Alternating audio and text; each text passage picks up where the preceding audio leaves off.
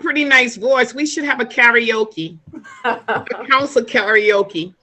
Yeah, and after a few cocktails, it gets even better. Folks, we're about to go live, so just give us a moment, please. Oh, excuse me. Thank you, Tina.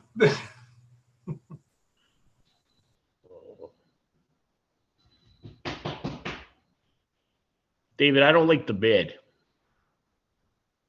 You know, I forgot to trim it. It's usually much shorter. My wife Good evening, likes. all. Good evening, Hi, everyone. Rita. Hey, Majority Happy Leader. first day of fall. Thank you. Same to you. I see a lot of beards on the men, except for two. Oh, nice and clean. So fall is definitely here, and I see the basketball mug out there too. This calling the Committee on Ordinance regular meeting to order Tuesday, September 22nd. Madam Clerk, could you kindly call the roll? Chairwoman Ryan, Present. Vice Chairwoman Castillo, Oh, muted. Vice Chair Councilwoman Castillo. Okay. Councilman Narducci, Yeah. Councilwoman Harris, Present. Councilor Miller. Present. We have 5 present. We have a quorum. Thank you very much. Okay, Madam Clerk, could you, our solicitor, Eddie Schaub, is with us today. Do I see Etty? Hi, Madam Chair. Good afternoon. Hello. Could you kindly provide your opinion on the legality of this virtual meeting before we get started? Certainly, Madam Chair. In response to the COVID-19 epidemic, the governor of the state of Rhode Island did issue an executive order permitting meetings of public bodies such as this one to be held remotely through conference software like Zoom, which is what we're doing this afternoon. Wonderful. Thank you very much. Okay, Madam Clerk, could you kindly read the first item into the record? An ordinance in amendment of Article 22 of Chapter 2 of the Code of Ordinance of the City of Providence, entitled Administration, amending Section 2-358. Thank you very much. And this item came before us recently and was passed. We had a change in the composition of the committee, and I believe we made an error in the translation to the clerk of the intention of the committee. That being said, it has been amended. That's what's before us now. Changing the composition to 7 members, 1 member appointed by the City Council, 1 member appointed by the Mayor, 1 member appointed by the City Archivist, 1 member appointed by the Director of Arts, Culture, and Tourism, and 1 member appointed by the Art and City Life Commission. The final 2 positions shall be filled by the Director of the Department of Art, Culture, and Tourism and the City Archivist to their designees, both of whom shall serve in ex officio capacities only and may not vote. The Director of the Department of Art, Culture, and Tourism and the City Archivist shall provide support for the rest of the committee. So 7-member committee. And I believe we have Stephanie Fortunato with us. Stephanie, are you here? I am yes, here. I can see you. Yes. It's good to have you here. Sorry that you had to come back. Have you seen the revision to the membership of the committee? I have. Okay. And it's acceptable to you and it's the intention or is your desire for the makeup of the body? Yes, it is. Okay. Any committee members have any questions, concerns, thoughts? Okay. May I have a motion to approve the ordinance before us? Motion made to approve. Motion made by Councilman Narducci, seconded by Vice Chair Castillo. All in favor? Aye. Aye. Any opposed? Ayes have it. Item 1 passes. Thank you very much. Thank you very much, Stephanie, for coming back and all the wonderful work that you do for the city of Providence. Thank you so much, Madam Chairman. Okay, item 2, Madam Clerk, could you kindly read that into the record?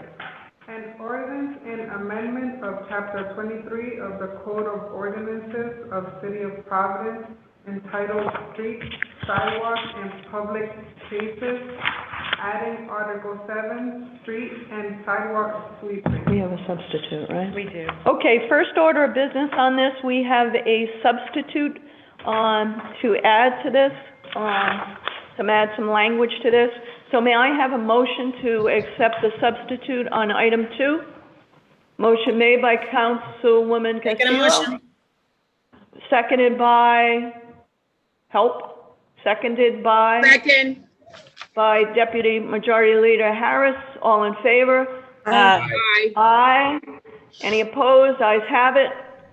Motion passes.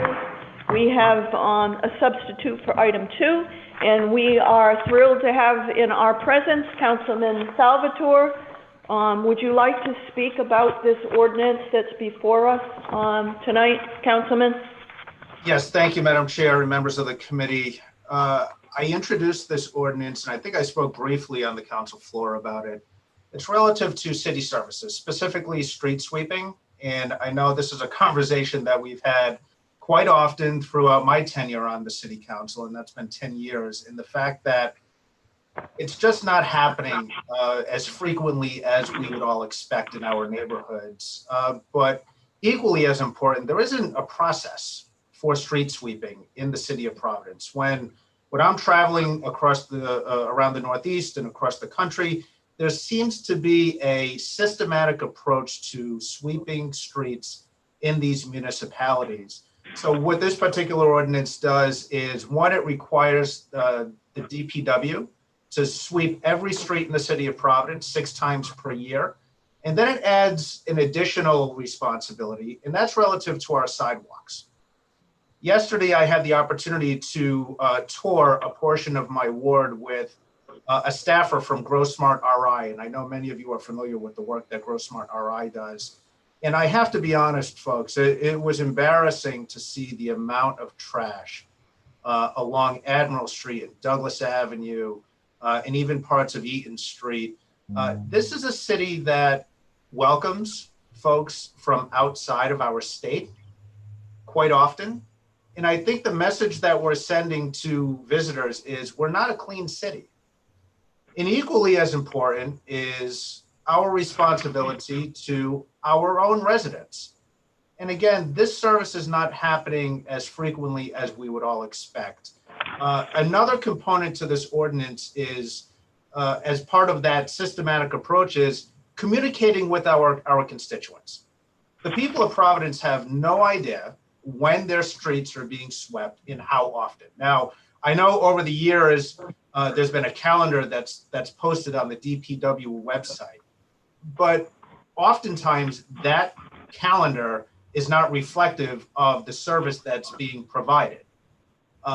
So it's not a predictable calendar, if you will, because many of our residents and constituents rely on overnight parking.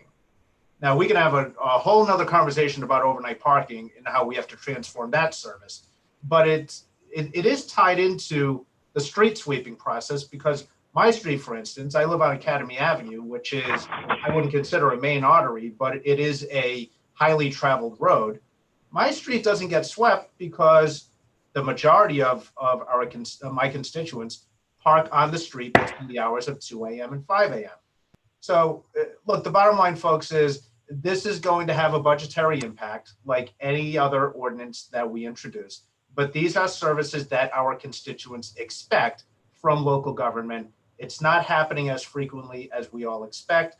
I believe that this ordinance is a practical solution to that, but it's also an opportunity to look at some of the best practices that are happening in municipalities across the country.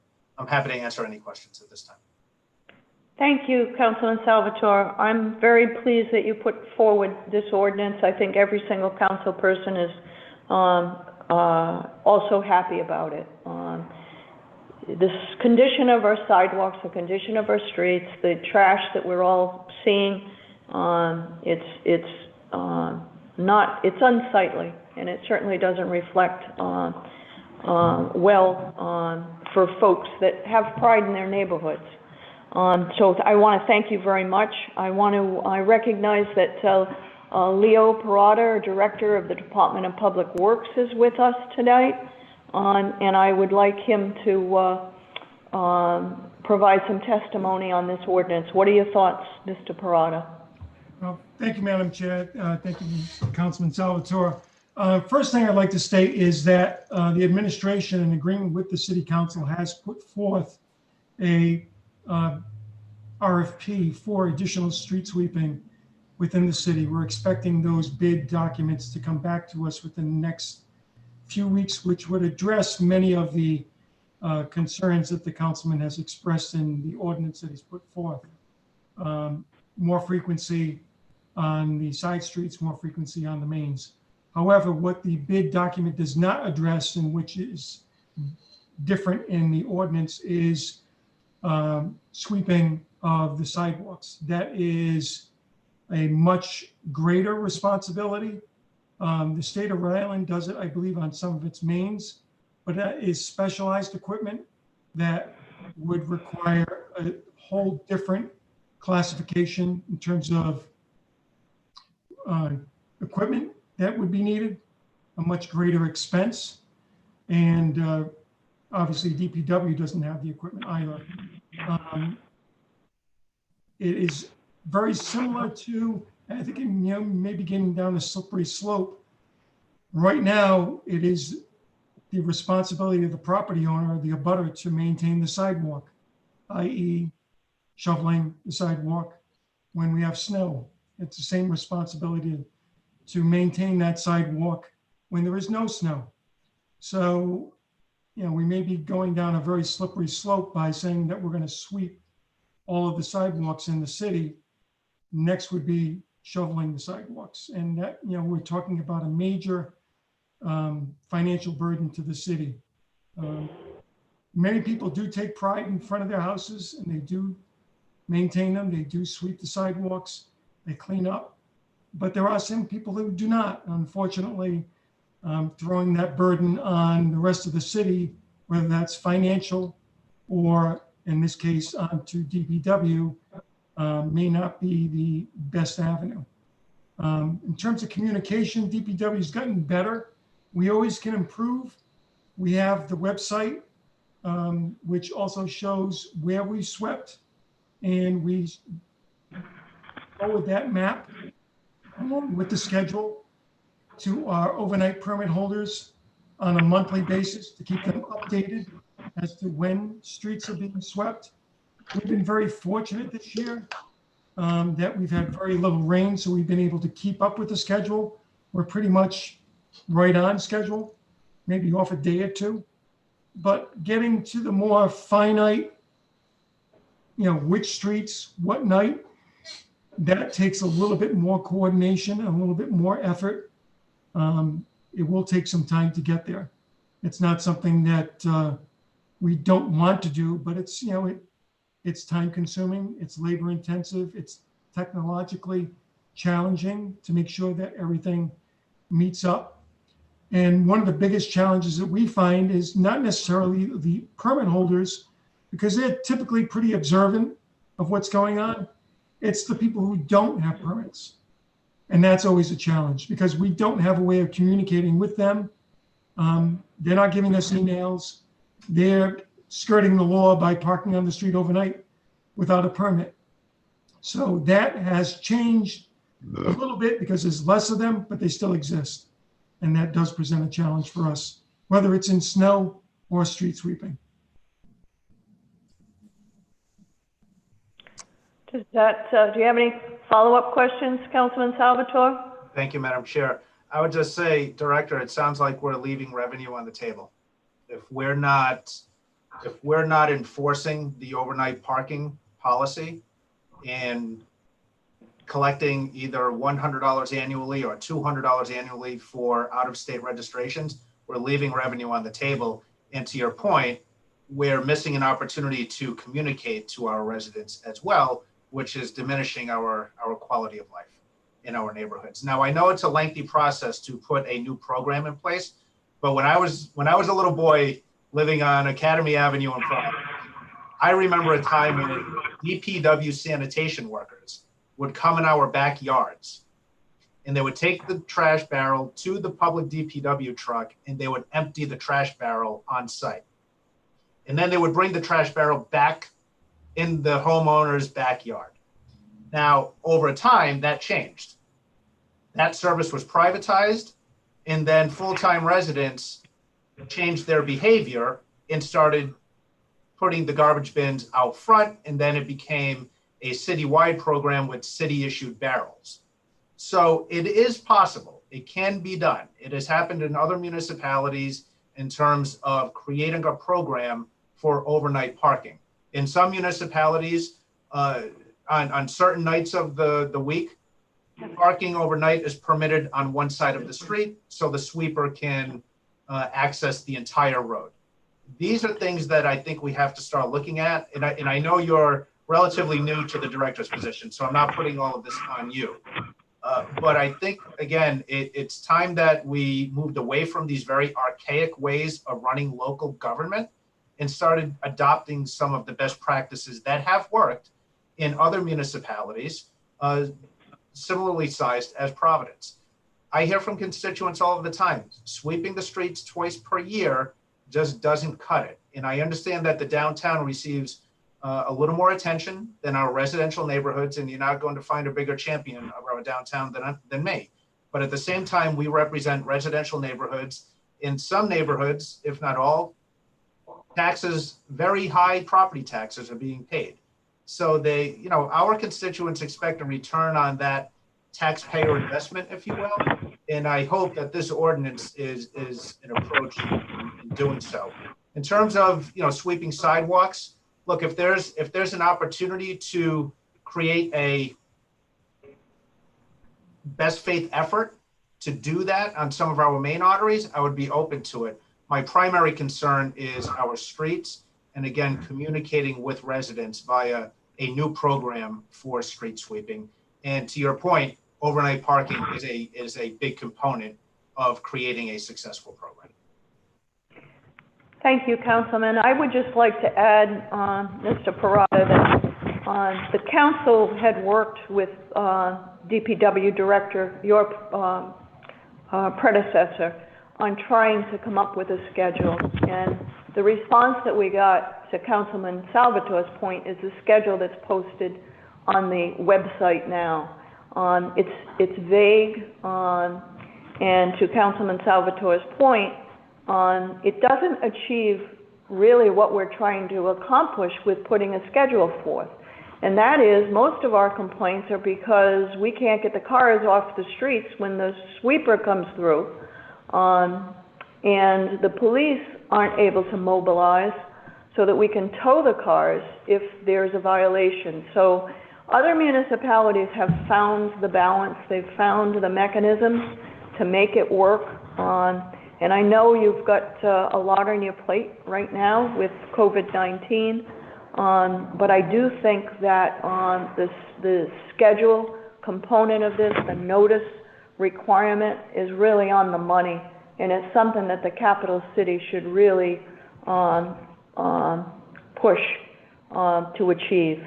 Not to mention, we have the DEM consent decree regarding stormwater management. So, stormwater management is an issue for the city of Providence, and sweeping our streets on a regular basis certainly helps that. Now, Councilman Salvatore, on the sidewalk issue, I'm kind of in the same place that you are, that you basically felt that the strongest components of this is the scheduling and the notice.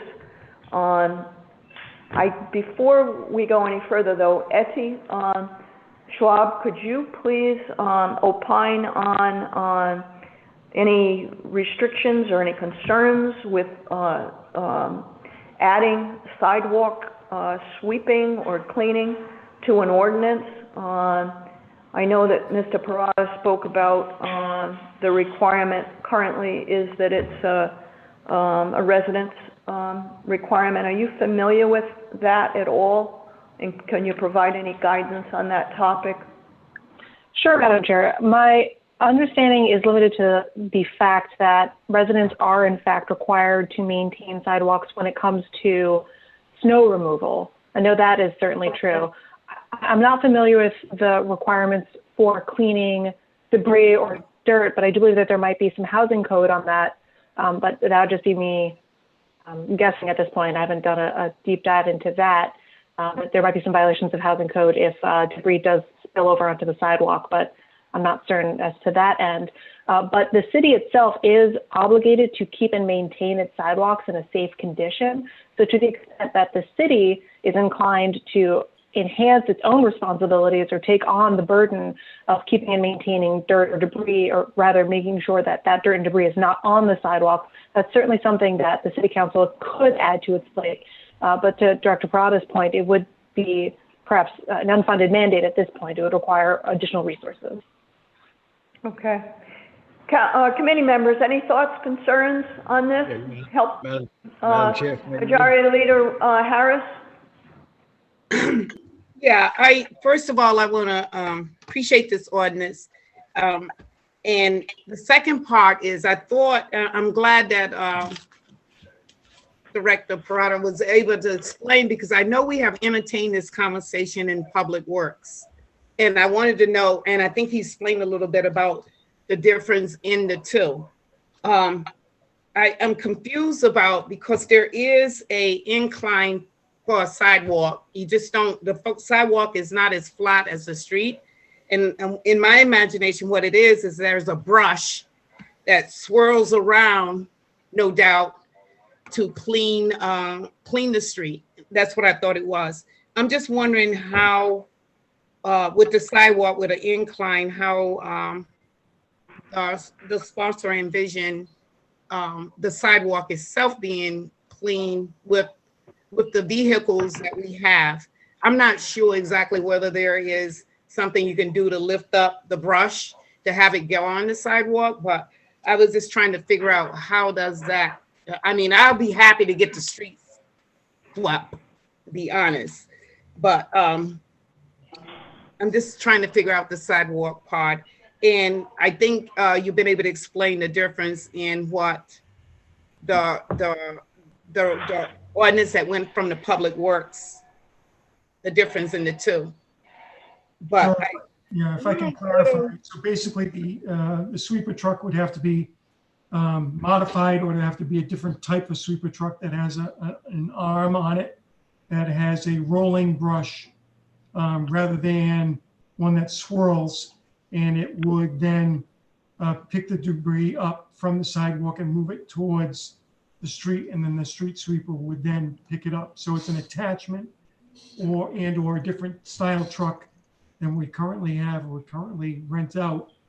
And it is, a little bit more expensive, obviously, more labor intensive because the sidewalks are more narrow. You have more obstacles to deal with, whether it's signposts, fire hydrants, anything else that may be in the way, guide wires for telephone poles. So it's a lot more labor intensive when you're going down a street with a truck that's going to be sweeping a sidewalk. Madam Chair, may I? Yes. Yes. And then Councilman Ducci wants to speak. Madam Chair, okay. Yes. I do know that we have put in an RFP for what, two more trucks? We have a sweeper in the master lease, I think. Mr. Parada, is that correct? We have purchased them, sweepers. We currently have 3 at DPW that we use, typically 2 every night, and we have the spare. We have put out an RFP right now for private services to augment what is currently being done by the city, to have more sweeping done in addition to what the city staff does. And that would be sweeping the wards on a monthly basis and the mains on a weekly basis, in addition to what we currently do. We're waiting for those bids to come in and we'll see what the price is coming at. I was thinking more of the private, the ones that we have, the outsiders. Would that make more sense to have them bring the trucks in with the hand lift or whatever? You think it would be it would still be a cost? Yeah, it would be still a substantial cost difference than what we currently bid out, because our specifications were for strictly the streets, not for the sidewalks. And that would be different equipment that they would have to supply us with. So right now, the RFP that was put out does not address sidewalks. We would have to amend that or get an additional quote from a vendor to see what that would cost. But my inclination is that it would be significantly more expensive because it is a lot more time consuming and it's different equipment. Thank you, Madam Chair. Thank you. Senior Majority Leader Narducci, I saw your hand up. Would you like to weigh in here? Yes, thank you, Madam Chair. I know when you're coming in through my neighborhood, like Mr. Parada said, homeowners should be responsible for keeping the sidewalk clean. Number one, we do not have an ordinance that says the homeowner is responsible keeping the sidewalk clean of debris. As we do with snow removal, we have a 24-hour, I think it's 24 or 48 hours that they have to have the snow removed from their sidewalk or they are fined. In my neighborhood, you can actually tell by the front of a person's house if it's owner occupied or not. And I don't like I know we even have an ordinance on the trash barrels if they're left on the street for so long after the garbage pickup that the homeowner can be fined for not bringing the trash barrels back in. But from talking to Leo recently, we don't have the bodies. Can you put that off? We don't have the bodies right now to send inspectors out and make sure these things are being done. I know the state does have a machine that Director Parada was talking about with the brush on it. Yeah, I've seen them on Allen's Avenue at times. I mean, really, like in a perfect world, and Councilman Salvatore says about years ago how the garbage men used to come in the backyard. Well, years ago, I can remember people, like I said, I've been here all my life also. I can remember like our own house on Charles Street. You swept the sidewalk, you picked the litter up from the gutters. You didn't rely on the city to do that stuff in the streets, yeah, but now it's a different world we're in, and maybe going forward is what we need to make in the ordinance is something stating like we do have with snow removal. Make people responsible for keeping the front of their house, their sidewalks clean. I don't know. I don't know. I would not be a supporter of having DPW workers do that kind of work. As a matter of fact, I'm getting a phone call now. 179 Ledge Street has taken their barrels in 2 weeks. Anyone else? Councilwoman, thank you, Councilman Narducci. Councilwoman Mallory, I think you have your hand up. Would you like to speak? Yeah, sure. No, I just wanted to thank Councilman Salvatore for bringing this ordinance up, and I agree with a lot of the discussion that's happened already. I know, on the sidewalk piece, not every piece of sidewalk in the city is attached to a home. And so there are a lot of our streets and corridors have these, and honestly, it's partially just the weather or like weird weather patterns, have these pockets where trash does collect. Oftentimes it is not attached to a home. And so, I get calls all the time from, and I know exactly when I get a call, even if it's not a number I don't recognize, they start talking about trash. I'm like, I know exactly the piece of street you're talking about, right? So it's not necessarily all dumping. It is a little bit like part of some weather patterns, part of some like the way traffic moves trash.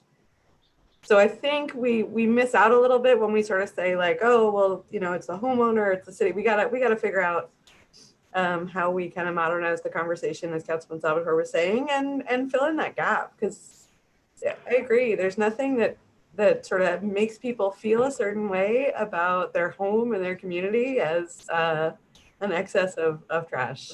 So that's all. Thank you. I would agree. Councilman Salvatore.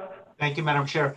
Around the sidewalk discussion, my biggest concern is the principal arterials and the major collectors.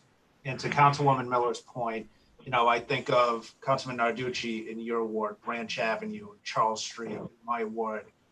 There's Admiral Street and Douglas Avenue. In Councilwoman Miller's ward, there's Owls Avenue and Broadway. And they're not necessarily, again, attached to a home or a piece of commercial property. So I would be amenable to amending what's before you to, one, make a best faith effort on the part of DPW to address, again, those major arteries and collectors.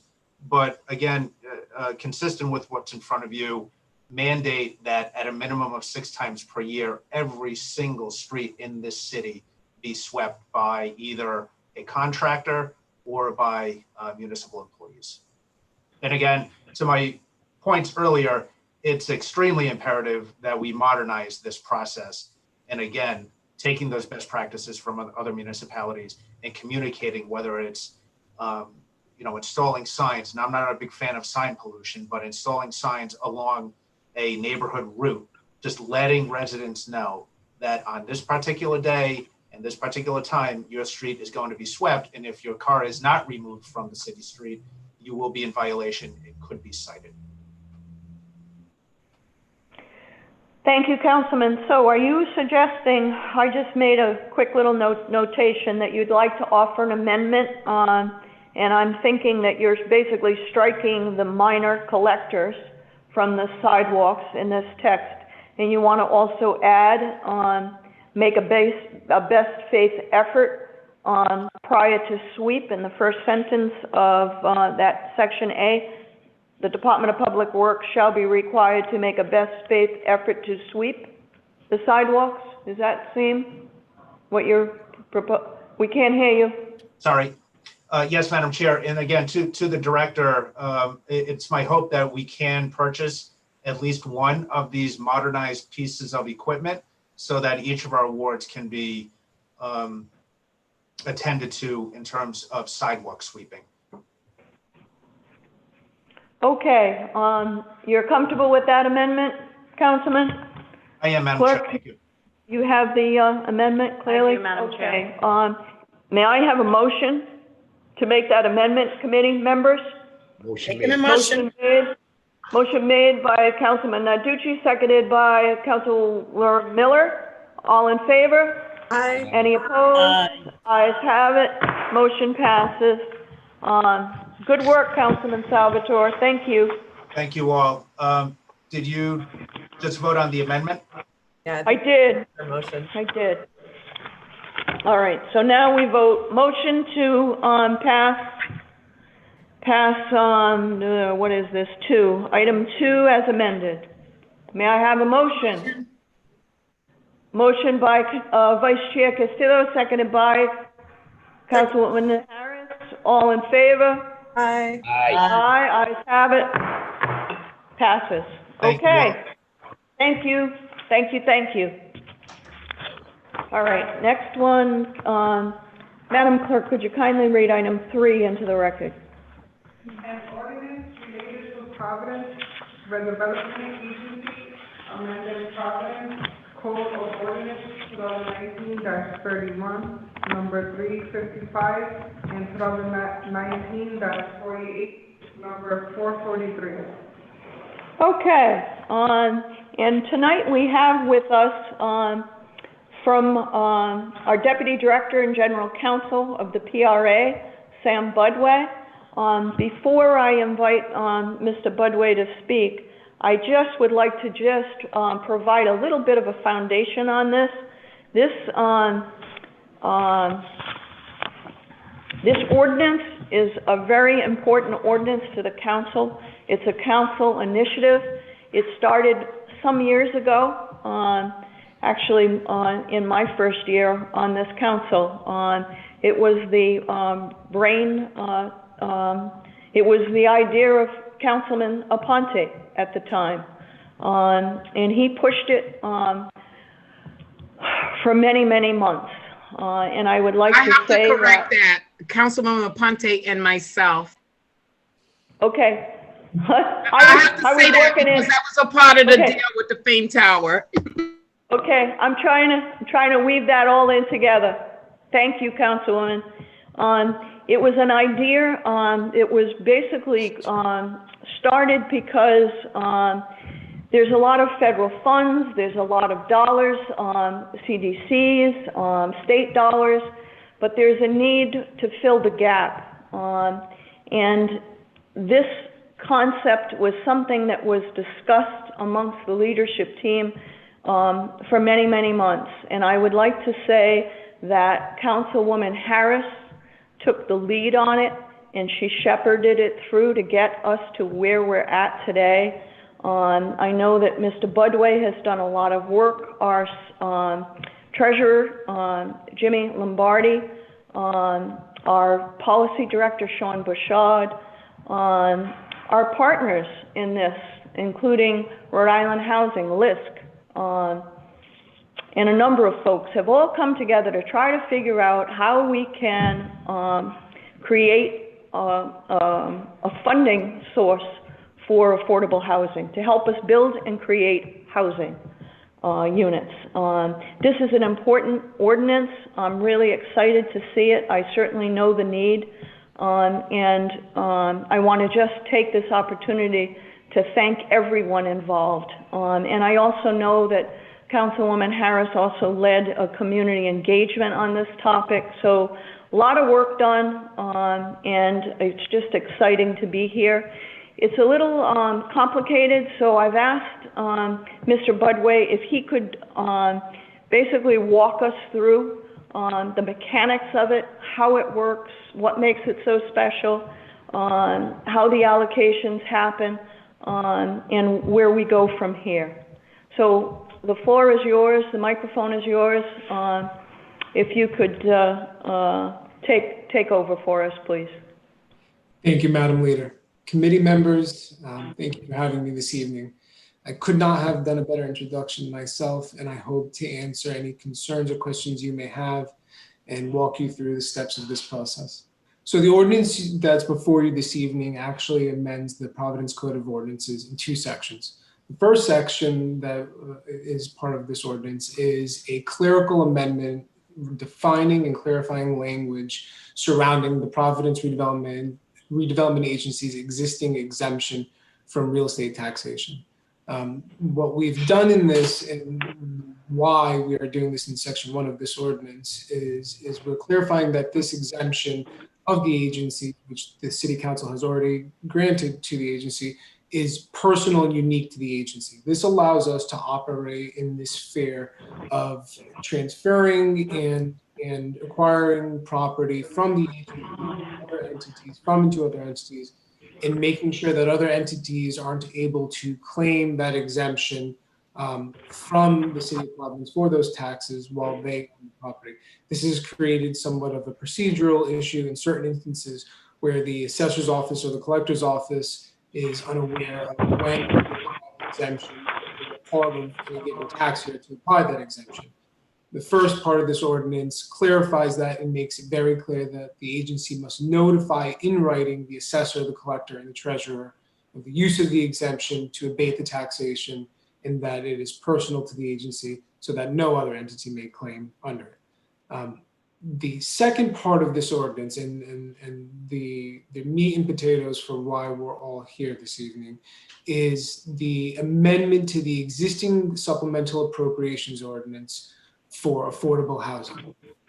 In 2019, the City Council contributed supplemental appropriations of collectible tax stabilization dollars within the City of Providence. They have allocated 10% of all tax stabilization dollars collected to be transferred to the Providence Housing Trust Fund. With that having been passed, the agency then endeavored, with the help of the City Council and the administration, to move forward a plan to capitalize the Providence Housing Trust Fund and to allow for a robust program of trust fund funding to be used to finance projects which would create affordable housing, preserve, or rehabilitate affordable housing. With the initiative that is before you today, providing the full faith and credit clause to the housing bonds that would otherwise be issued by the Providence Redevelopment Agency, this provides the support necessary to tie the supplemental appropriations to that initial capitalization. The goal of this would be to go out to market and issue housing bonds, municipal housing bonds issued by the Providence Redevelopment Agency to provide, for the first time ever, direct municipal gap financing for affordable housing development projects. The idea would be that if this is approved, that the City of Providence, through the treasurer, the mayor, and the director of finance, would endeavor to provide a preliminary offering statement followed by an actual issuance of bonds that the PRA would issue in a denomination that would be supported by the appropriations that have already been met. We are at this time endeavoring to issue up to or approximately $20 million in affordable housing bonds. The way in which we've identified this number is by some reverse engineering and math. With the allocation of the 10% of the TSA dollars collected, we have denoted that we could sustain a $1.6 million a year contribution to any type of debt service that would be necessary to issue these bonds. In order to stay safe and with our conservative margins, we have approximated somewhere between $1.2 and $1.25 million annually in debt service contribution to support, based on current market rates, a housing bond close to, if not $20 million in par value. Once those bonds are issued and the debt service secured, we are able to then open up, and we have created a program to open up for open applications for gap financing related to affordable housing projects. We have created program rules and regulations. We have created loan procedures, which I will walk through, and we have created underwriting criteria associated with this housing trust fund loan program. The idea would be that as early as this fall, we would open for an open application process for loans to be made from the Providence Affordable Housing Trust Fund. These loans would range between $50,000 and $5 million and would represent between 10 and 50% of the total project costs. That number would be inverse. The smaller the contribution, the larger the value contribution it would represent in the overall project. The larger the loan amount, the smaller the contribution to the project. So by way of reference, if it's a $5 million loan amount, it would represent close to a 10% contribution to what would otherwise be a $50 million project. If it were a $50,000 loan amount, it would contribute approximately or close to 50% of the overall development costs. Irrespective of the amount that the loan would be in the project, we are requiring through our programmatic rules that there be a 10% equity contribution from any developer in any given project. In addition, as a requirement for the amount of money loaned, irrespective of the overall loan value, we would require 50% of those units created or preserved to be affordable.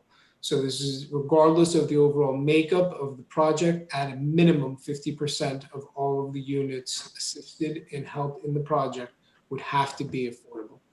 The existing affordability guidelines for the use of these funds required that the area median income, or the AMI, of those rents or incomes affected by the units either created or preserved be at most 120% of the area median income. We have required as an additional requirement that all rental units, to create affordable rental units under this, that all affordable rental units be at most 80% area median income, so as to align with both state and federal regulations regarding affordability. This money would be used as gap financing. We would be the last dollars into a project, and we would be requiring that all other funding commitments be made to the project, so that we are assured that once we commit our funding, that the project can and will move forward, and that there will be nothing stopping us from a financing perspective to having a project move forward.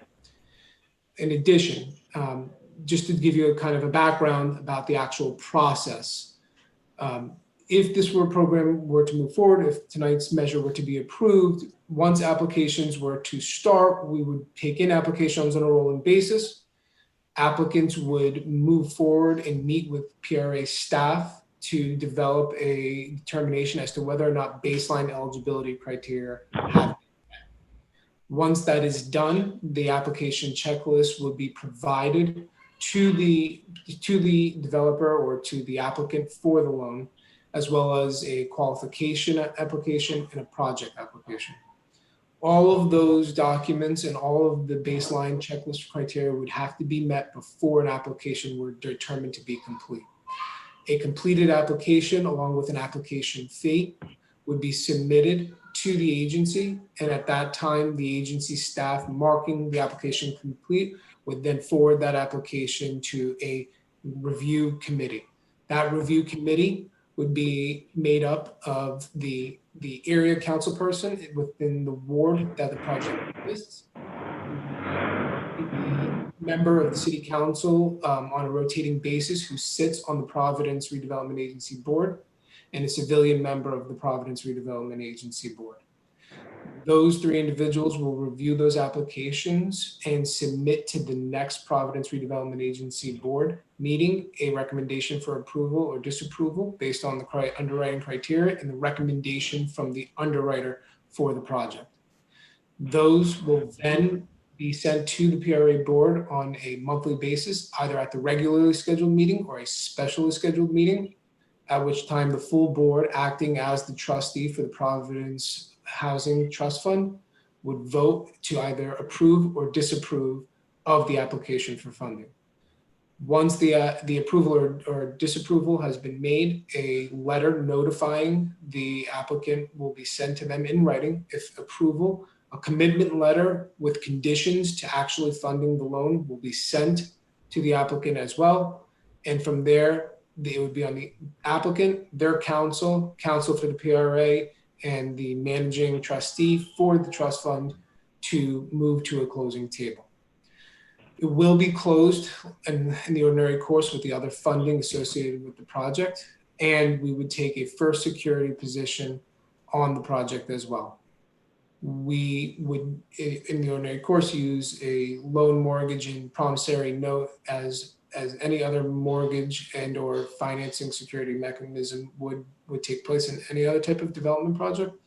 And the post construction phase monitoring and reporting will also be done and have been developed as part of the creation of this program initiative. We will have both staff, project managers, as well as the underwriter for the program and the managing trustee all work in the same way that mortgage compliance and reporting and monitoring would work for any other type of financing structure or institution. And if in fact there were to be a default within our controls that we have set up with industry standards, we would in fact issue a default and recoup all of the monies that have been lent out.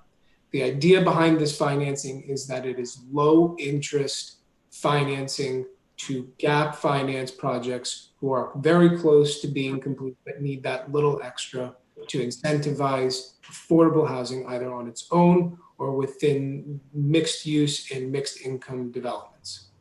At this time, I will return back to the chair and to the committee members. I leave myself open to you for any questions you may have, and I thank you for your time. I actually would like you to just expand a little bit, and thank you very much. I know you covered a lot there. And I want to thank you for all your efforts on this. This is very, very important to the council and very important to the city of Providence. One of the questions I had are our partners. Could you explain the relationship with our partners in this, who they are, and how that partnership works. And then I really want you to lay out for us, you know, what kind of funds are going to be available for families? How much money is going to be going to a home buyer? How will a renter benefit? How much money is going to brick and mortar for the construction and the rehab of units? And then the last thing is, how many units of affordable housing will we actually be creating with this $20 million? And over what time period? So it's like about 4 things I would just like you to clarify before we open it for more questions. Absolutely, understood. So the intent to partner with, we have already been in conversations with LISC of Rhode Island, with Rhode Island Housing, as well as multiple community development corporations throughout the city of Providence. Our intention is to work hand in hand with them to coordinate and to ensure that federal, state, and local resources are being used and compiled to work hand in hand. They're supposed to be, and it is in our intent, to make them complementary to each other. For instance, in a project that has already received 9% low-income housing tax credits, it is our intent to ensure that these municipal dollars will be used to complement those and to ensure that there are no gaps in project financing, all other things being equal, in ensuring that the developer and or applicant has a 10% equity contribution in the project. The purpose for that is to, our intent is to increase the number of affordable units. Our collaboration with our partners and our entities and our hopes and the way we've structured this and why we are not providing more than 50% contribution to total development costs is our effort to leverage federal, state, private funds necessary for these projects.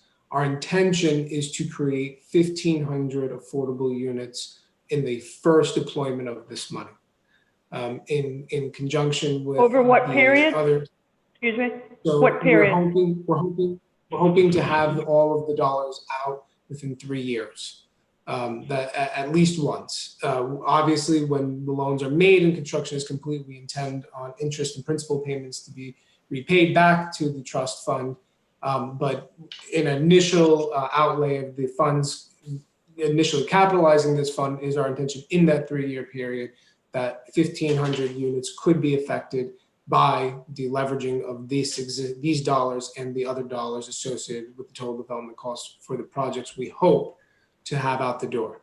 And we intend to have those projects out in 3 years, assuming all things are equal. But I caution everyone, markets may change, tastes may change, desire to do development may change, but based on the numbers we have right now and based on the amount of money we intend or expect to leverage based on our contributions to capital stacks, that is what our intention is right now.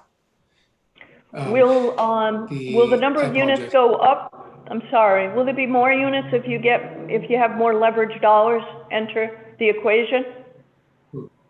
Possibly. Correct. The more money that we're able to leverage, the more money that we're able to have our partners contribute, the more money that we're able to source through granting or opportunities. And it doesn't necessarily have to be in construction. It could be in soft costs. It could be in project-based voucher allocations from the Housing Authority. It can be from multiple sources to provide equity. But wherever we are able to leverage other resources, financial and otherwise, that's the intent.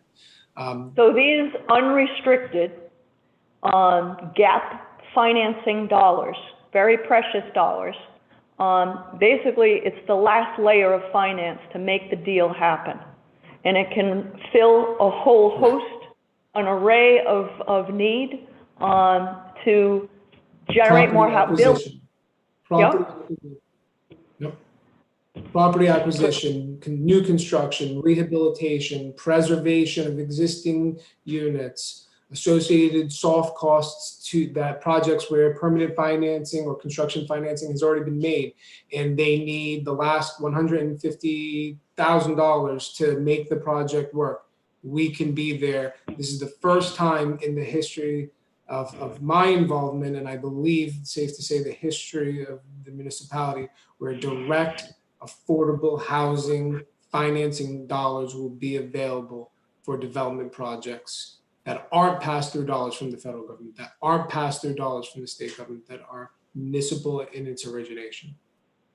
How will you interact with, will the bond proceeds interact with state bonding? I know that there's state bond offerings.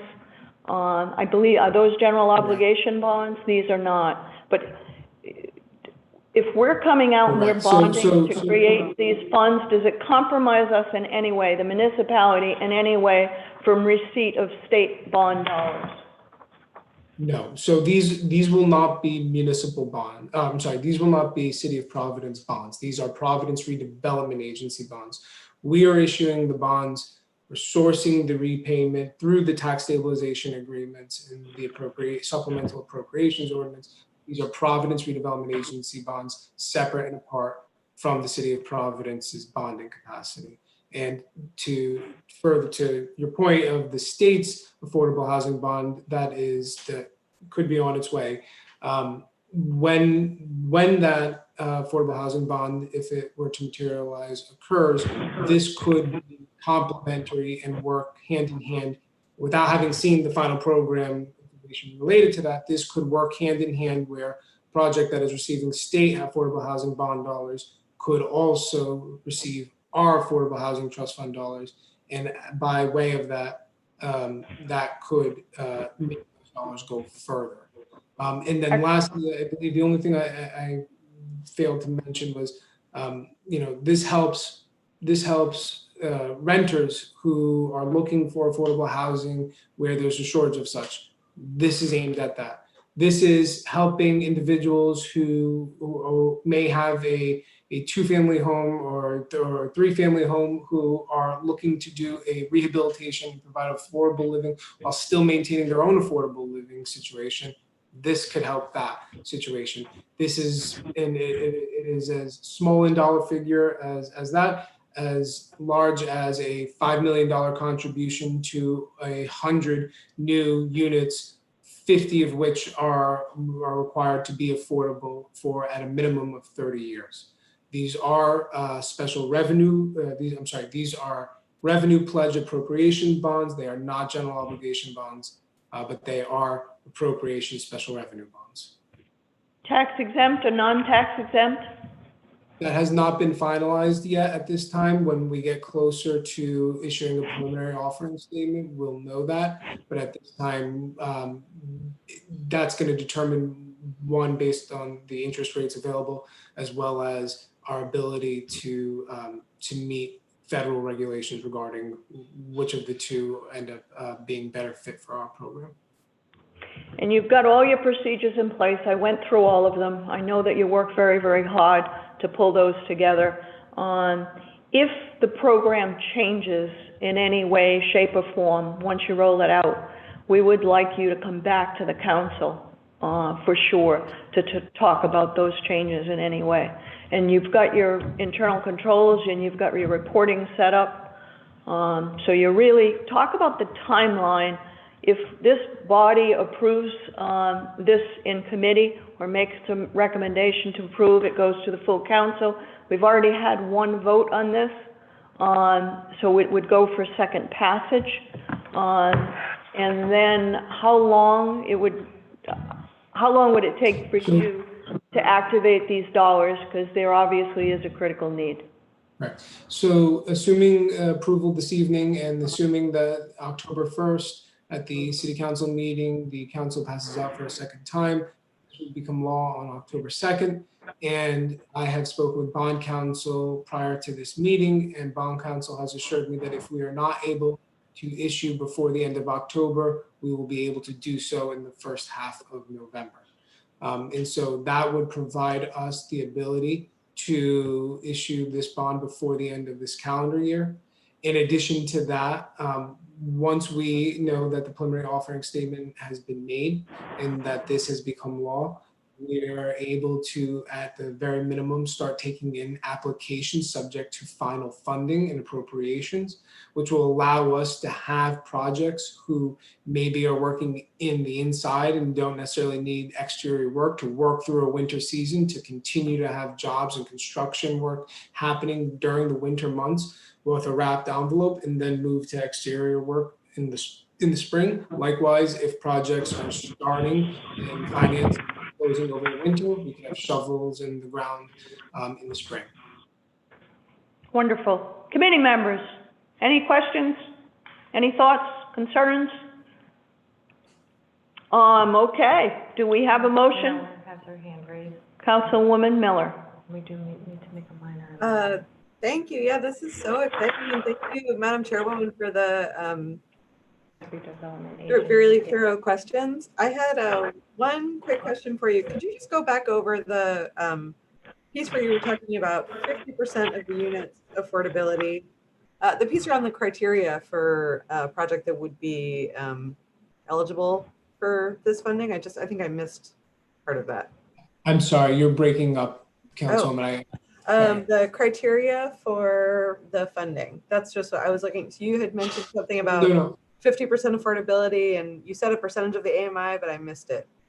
It's okay. So the number of units that are minimum of 50% of all units must remain affordable for a minimum of 30 years. Nice. The affordability covenants are 30 years long. The project gap financing ranges from $50,000 to $5 million in value. There is a 10% minimum equity contribution from the applicant. And for home ownership, the area median income for the units that are deemed affordable can go up to 120%, but that is the ceiling.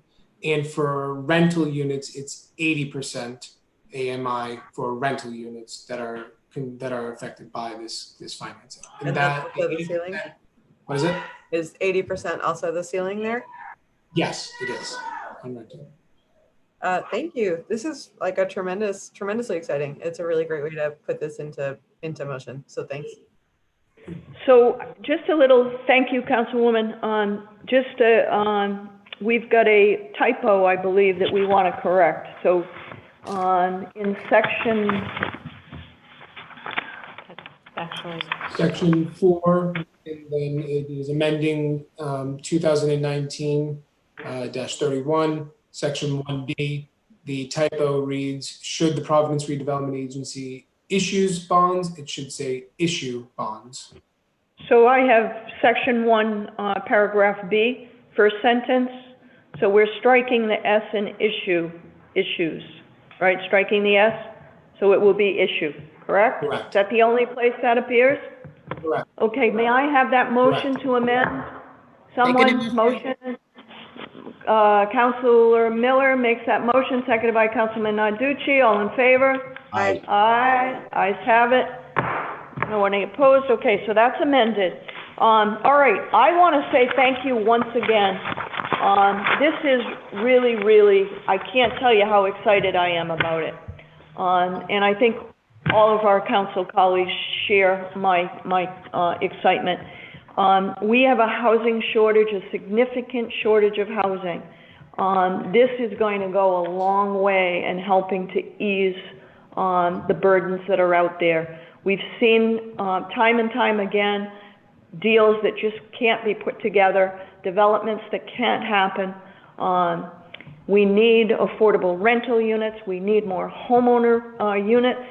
And this is going to go a long way to educate our, programs to educate home buyers and make sure they're successful in pursuit to help provide rental units that are affordable. More units of housing will help ease the burden all around.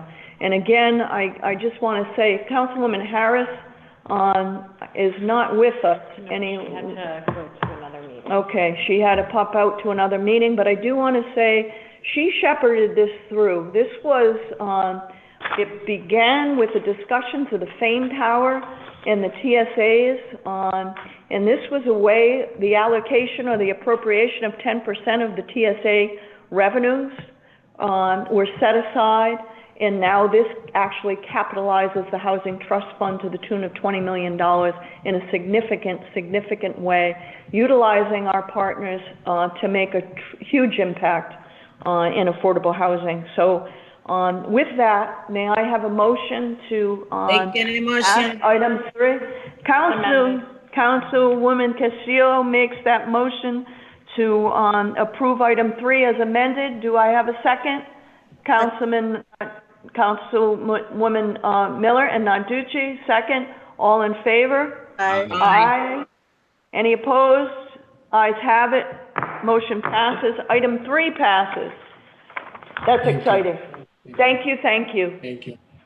Okay. Can I have a motion to take items 4, 5, and 6 together?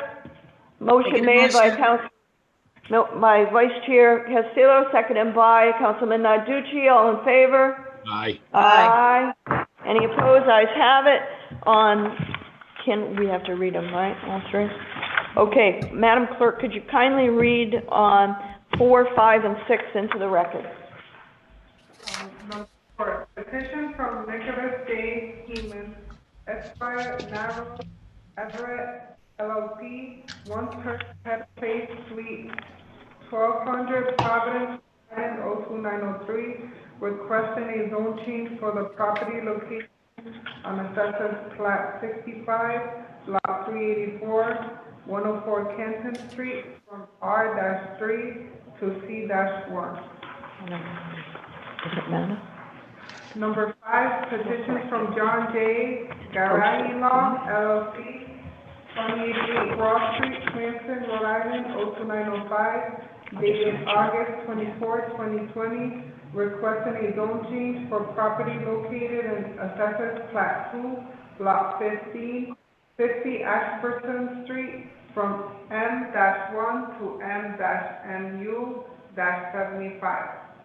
Number 6, petition from Brett W. Jabel, Chase, Ruttenberg, and Fredman, LLP, dated August 27, 2020, requesting a zone change for property located on Assessors Plat 23, Lot 27-35, 743 and 883, 16-42 Somerset Street, from R-3 to C-2.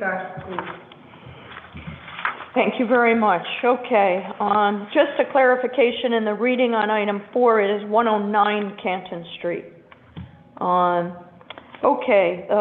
We need a motion, first of all, to add a CPC letter to item 4. Correct? Correct. Motion made by Vice Chair Castillo, seconded by Councilman Narducci. All in favor? Aye. Any opposed? Ayes have it. Okay, so the CPC letter dated September 16 to the committee is entered on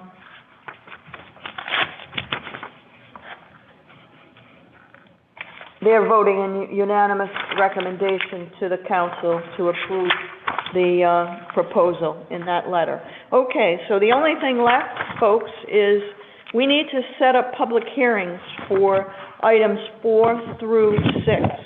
So may I have a motion to schedule a public hearing? Motion scheduled by Vice Chair Castillo, seconded by Councilman Narducci. All in favor? Aye. Aye. Any opposed? Ayes have it. Motion passes. Public hearings will be set for items 4 through 6. Do we have a date or? Yes, we're looking at October 26th. October 26th work for everyone? Can we do 5:30? We can do 5:30. Okay, October 26th, 5:30.